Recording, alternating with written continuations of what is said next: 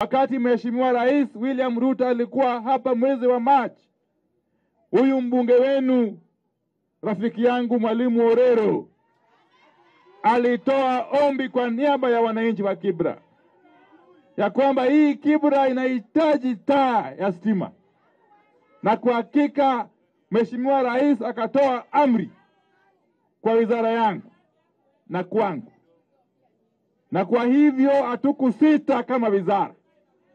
Baada ya miezi mitatu hivi hii mradi imekamilika, na hii ndio mradi wa aina pekee.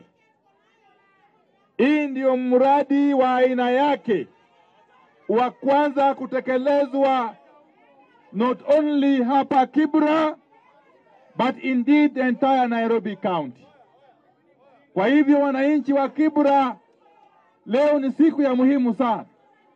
Leo ni siku ya muhimu kwa vile tumekuja hapa kuzindua huu mradi. Hii mradi ndio ya kwanza, lakini haitakuwa ya mwisho. Mimi wizara yangu tushaweka mikakati kamili kuhakikisha ya kwamba hizi miradi za stima zimeenezwa katika kila estate, katika kila kijiji, katika kila eneo.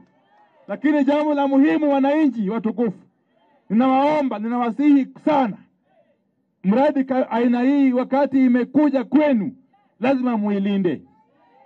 Kuna wakora wachache wanatembea wakiiba nyaya za stima, wanakata nyaya za stima, wanaziiba, wanabomoa transformer za stima, wanatoa mafuta. Hao wahalifu lazima wajue siku zao za 40 zimefika. Lazima wajue hivyo ya kwamba serikali kuu na vitengo vyake vya usalama vitawanasa mpaka dakika ya mwisho.